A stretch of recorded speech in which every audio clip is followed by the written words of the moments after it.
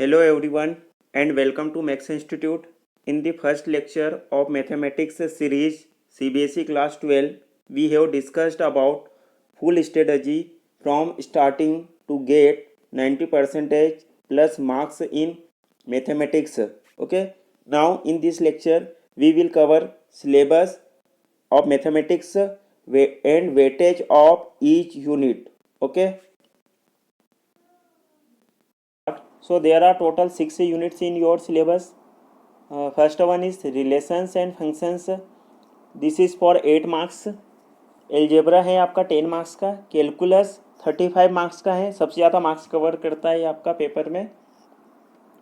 Vectors and 3 dimensional geometry आपका 14 marks का. Linear programming is for 5 marks. And last है probability for 8 marks. Okay, तो total ये हो गया आपका 80 मार्क्स का. एंड जो आपका रिमेनिंग 20 मार्क्स है ये आपका इंटरनल असेसमेंट के लिए होता है. ठीक है, इसमें आपका यूनिट टेस्ट होता है, जो आपका स्कूल्स में यूनिट टेस्ट कंडक्ट होता है. एंड कुछ एक्टिविटीज़ होती है मैथमेटिक्स की, उसके लिए होते हैं. ठीक है, उनको मिला के ये दिया जाता है आपका. ठीक है, 20 मार्क्स. ऐसी कौन कौन सी यूनिट्स हैं जिनमें कोई भी स्टूडेंट ईजिली मार्क्स गेन कर सकता है. तो ये देखिए आपकी जो सेकंड यूनिट है, ठीक है, एल्जेब्रा, ये 2 चैप्टर्स को कवर करती है. एक है आपका मैट्राइसेस एंड सेकंड है आपका डिटर्मिनेंट्स. और ये दोनों चैप्टर बहुत आसान है. ये 10 मार्क्स कोई भी स्टूडेंट इजीली गेन कर सकता है. ठीक है, इसके बाद देखिए ये जो 4th यूनिट है वेक्टर्स एंड 3 डायमेंशनल जियोमेट्री. इसमें 3 चैप्टर्स होते हैं. एक है आपका वेक्टर एल्जेब्रा, इसके बाद है आपका लाइंस एंड प्लेन्स. ठीक है, तो ये यूनिट भी बहुत आसान है. आपको बस थोड़ी बहुत प्रैक्टिस करनी है इसमें, और मुझे लगता है ये 14 मार्क्स आप इजीली गेन कर सकते हैं. तो ऐसे स्टूडेंट्स जिनका टारगेट अगर 90% प्लस मार्क्स हैं, तो मैं उनको सजेस्ट करूंगा कि उनको ये दोनों यूनिट बहुत अच्छे से आनी चाहिए, क्योंकि ये 24 मार्क्स की है और आपको ये 24 फुल मार्क्स गेन करने हैं पेपर में. ठीक है, अब आते हैं हम फर्स्ट यूनिट पे. इसमें 2 चैप्टर्स हैं आपके. एक है आपका relations and functions and second है आपका इन्वर्स ट्रिग्नोमेट्रिक फंक्शंस. ये दोनों चैप्टर्स होते तो बहुत आसान है, लेकिन इनमें फॉर्मूले एंड प्रॉपर्टीज़ बहुत ज़्यादा होती है. तो बहुत बार क्या होता है कि स्टूडेंट पेपर में कन्फ्यूज़ हो जाता है. उसे आता है लेकिन कभी कभी क्या होता है प्रॉपर्टी भूल जाता है, उसको फॉर्मूला याद नहीं आता है. ठीक है, तो उस कंडीशन में उससे क्वेश्चन वो नहीं बनता है. लेकिन अगर आपको फॉर्मूले बहुत अच्छे से पता है, आपको प्रॉपर्टीज अच्छे से पता है, तो आप ये 8 मार्क्स से गेन कर सकते हैं. एटलीस्ट 5 मार्क्स तो कोई भी स्टूडेंट गेन कर सकता है इसमें. ठीक है, एंड ये सबसे इम्पोर्टेंट यूनिट है बिकॉज ये सबसे ज़्यादा मार्क्स कवर करती है पेपर में. 35 मार्क्स की यूनिट है. इसके 2 पार्ट्स होते हैं. एक है आपका differentiations and it's applications, and second part है आपका इंटीग्रेशंस एंड इट्स एप्लीकेशंस. इसमें भी क्या होता है, जो आपका डिफरेंशिएशन वाला पार्ट होता है वह आसान होता है as compared to integration. Okay, तो कुछ ऐसे स्टूडेंट्स होते हैं जिन्हें ऐसा लगता है कि हमसे इंटीग्रेशन तो बनेगा ही नहीं. उन्हें ऐसा लगता है इंटीग्रेशन में नंबर ऑफ फॉर्मूलेज ज़्यादा होते हैं, टाइप्स ऑफ क्वेश्चंस ज़्यादा होते हैं. तो ऐसे स्टूडेंट्स को मैं सजेस्ट करूंगा कि आपको अपना डिफरेंशिएशन वाला पार्ट बहुत स्ट्रॉन्ग रखना है. ओके, क्योंकि ये जो 35 मार्क्स हैं इसमें एटलीस्ट आपको 15 to 20 मार्क्स तो गेन करने ही है. एंड जिसका टारगेट अगर 90% मार्क्स है उन्हें तो इसमें एटलीस्ट 30 मार्क्स कवर करने हैं. ठीक है, इसके बाद देखिए ये वेक्टर्स एंड 3 डायमेंशनल ज्योमेट्री का तो मैं आपको बता चुका हूँ. अब बात करते हैं हम 5th यूनिट की. ये टोटल 5 मार्क्स कवर करती है पेपर में. आसान यूनिट है. इसमें एक ही प्रॉब्लम होती है, लैंग्वेज प्रॉब्लम. ठीक है, बहुत बार क्या होता है हम लोगों को पेपर में लेंथी क्वेश्चन आ जाता है एंड लैंग्वेज आप लोगों को समझ में नहीं अगर आती है तो हम लोगों को क्या होता है उस इक्वेशन बनाने में दिक्कत जाती है. ठीक है, एंड अगर आपकी इक्वेशन गलत बन जाती है तो आपका गलत ग्राफ बनेगा, तो वो रॉन्ग हो जाता है. ठीक है, तो आप लोगों को लैंग्वेज पे ज़्यादा ध्यान देना है इस चैप्टर में. एक ही चैप्टर है इसमें. ओके, तो जिसको लैंग्वेज समझ में आती है वो इक्वेशन बना लेगा, एंड इक्वेशन बनाने के बाद उसको ग्राफ बनाने में इतनी दिक्कत नहीं होगी. अब देखिए आपकी लास्ट यूनिट है प्रोबेबिलिटी. ये टोटल 8 मार्क्स कवर करती है आपके पेपर में. प्रोबेबिलिटी में क्या प्रॉब्लम होती है, नंबर ऑफ क्वेश्चंस बहुत ज़्यादा होते हैं.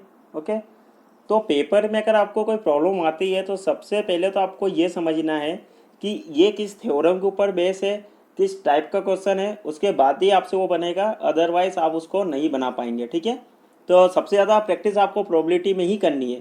प्रोबेबिलिटी एंड इंटीग्रेशन, ये दो ऐसे पार्ट है जहाँ पे आपको सबसे ज़्यादा प्रैक्टिस करनी पड़ेगी। ओके आपके, तो फर्स्ट यूनिट है आपकी रिलेशंस एंड फंक्शंस। इसमें आपका जो फर्स्ट चैप्टर है ये है रिलेशंस एंड फंक्शंस। इसमें देखिए आपको क्या क्या दिया है। Types of relations, reflexive, symmetric, transitive and equivalence relations, one to one and onto functions, composite functions, inverse of function. जो सेकंड चैप्टर है वो है आपका इनवर्स ट्रिग्नोमेट्रिक फंक्शंस। इसमें है आपकी डेफिनेशंस, इनवर्स ट्रिग्नोमेट्रिक क्या होता है, range, domain, principal, value, branch, graphs of different types of inverse trigonometric functions, elementary properties of inverse trigonometric functions. देखिए इनवर्स ट्रिग्नोमेट्रिक फंक्शन समझने के लिए आपको ट्रिग्नोमेट्री आनी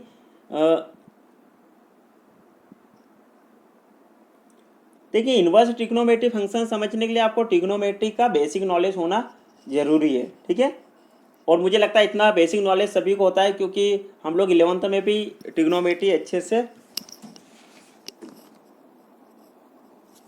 इसके बाद ये जो सेकंड चैप्टर ये है आपका इनवर्स ट्रिग्नोमेट्रिक फंक्शंस है। देखिए इसमें क्या क्या है, डेफिनेशंस, इनवर्स ट्रिग्नोमेट्रिक फंक्शंस क्या होते हैं, range, domain, principal, value, branch, graphs of different types of inverse trigonometric functions, elementary properties of inverse trigonometric functions.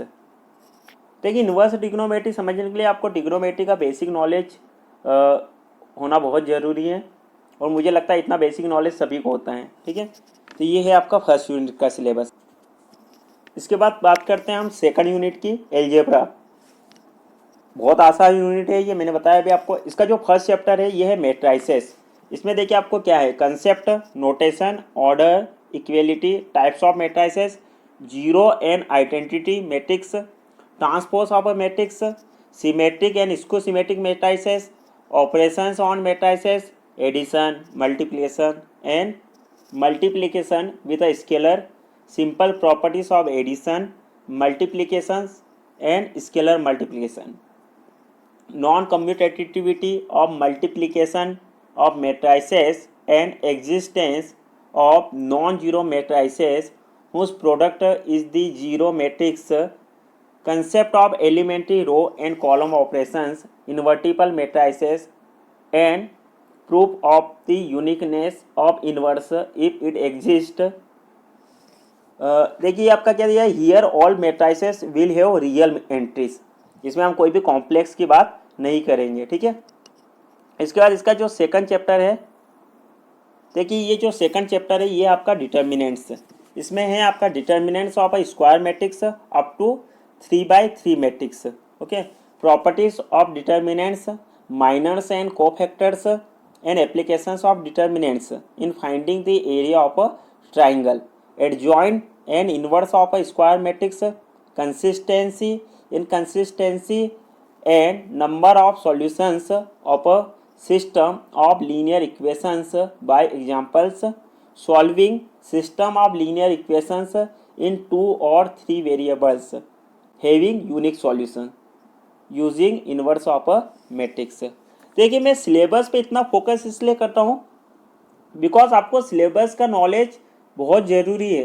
Okay, बहुत बार क्या होता है स्टूडेंट्स को पता ही नहीं है कि सिलेबस में क्या है क्या नहीं है। मैंने आपको फर्स्ट लेक्चर में भी बताया था अपने, ठीक है। आपको सिलेबस का एक एक टॉपिक पता होना चाहिए। ओके, अब बात करते हैं हम थर्ड यूनिट की, कैलकुलस। और ये सबसे ज़्यादा मार्क्स कवर करती है आपके पेपर में, 35 मार्क्स की यूनिट है। देखिए इसमें फर्स्ट चैप्टर आपका है कंटिन्यूटी एंड डिफरेंशिएबिलिटी। ओके, तो इसमें क्या है आपका, देखिए derivative of composite functions, chain rule, derivative of inverse trigonometric functions, derivative of implicit functions, concept of exponential and logarithmic functions, derivatives of logarithmic and exponential functions, logarithmic differentiations, derivative of functions expressed in parametric forms, second order derivative है आपका, Rolle's and Lagrange's mean value theorems without proof and their geometric interpretations। Okay, इसके बाद इसमें जो second chapter है ये इसकी applications है आपकी डेरिवेटिव की। तो देखिए एप्लीकेशंस में क्या क्या है, rate of change of bodies, increasing decreasing functions, tangents and normals, use of derivatives in approximations, maxima and minima, simple problems. Okay, इसकी जो एप्लीकेशन है उसमें देखिए एटलीस्ट कोई से भी दो एप्लीकेशन से आपके क्वेश्चन एग्जाम में आ जाते हैं. अगर टेंजेंट नॉर्मल से आ रहा है तो साथ में हो सकता है इंक्रीजिंग डिक्रीजिंग से आ जाए. ओके, या आपका रेट ऑफ अप्रोच,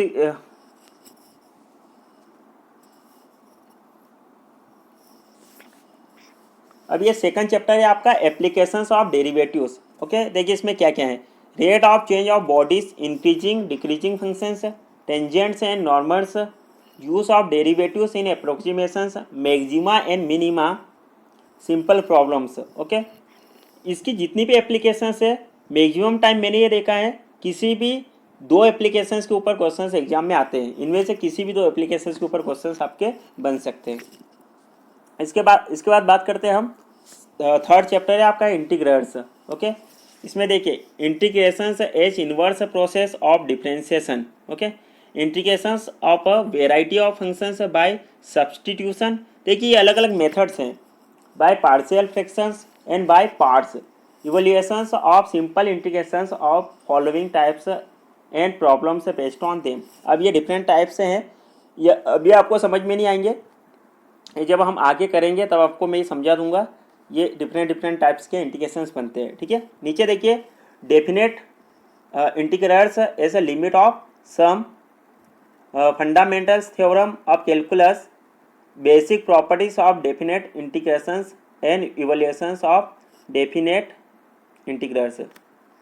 देखिए इसमें ये जो ऊपर आपका पोर्शन है वो इनडेफिनेट इंटीग्रेशंस का है एंड ये आपका डेफिनेट इंटीग्रेशंस का है. ओके, इसके बाद देखिए फोर्थ चैप्टर है आपका एप्लीकेशंस ऑफ द इंटीग्रल्स. इसमें देखिए applications in finding the area under simple curve, specially lines, circles, parabolas, ellipse. Okay, area between any of the two above set curve. Okay, इसके बाद देखिए आपका डिफरेंशिएशन इक्वेशंस. इसमें है आपका definition, order and degree, gender and particular solution of a differentiation equation, formation of differential equation whose general solution is given, solution of differential equations by method of separation of variables. ये different type की methods होती.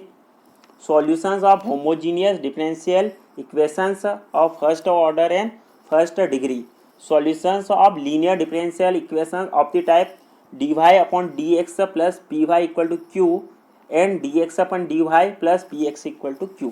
Okay, इसके बाद देखिए ये आपकी fourth unit है vectors and three dimensional geometry. इसमें जो आपका फर्स्ट चैप्टर है ये है वेक्टर्स है.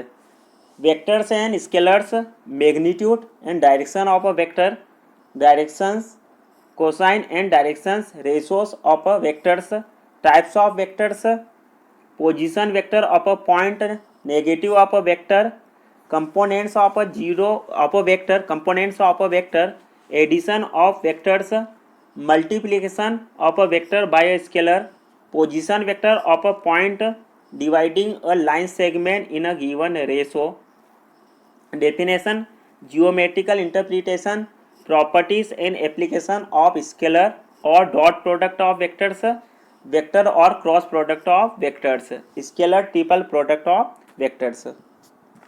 इसका इसमें जो सेकंड चैप्टर है ये है देखिए थ्री डायमेंशनल ज्योमेट्री. इसमें है आपके directions, cosines and direction, ratios of a line joining two points, Cartesian equation and vector equation of a line, coplanar and skew lines, shortest distance between two lines, Cartesian and vector equation of a plane, angle between two lines, two planes, a line and a plane, distance of a point from a plane.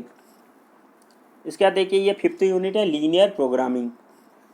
इसमें क्या है देखिए introduction है उसका, related terminology such as constants, objective functions, optimisation, different types of linear programmings, problems, mathematical formulations of LP problems, graphical method of solution for problems in two variables, feasible and infeasible reasons, okay, feasible and infeasible solutions, optimal feasible solution, okay।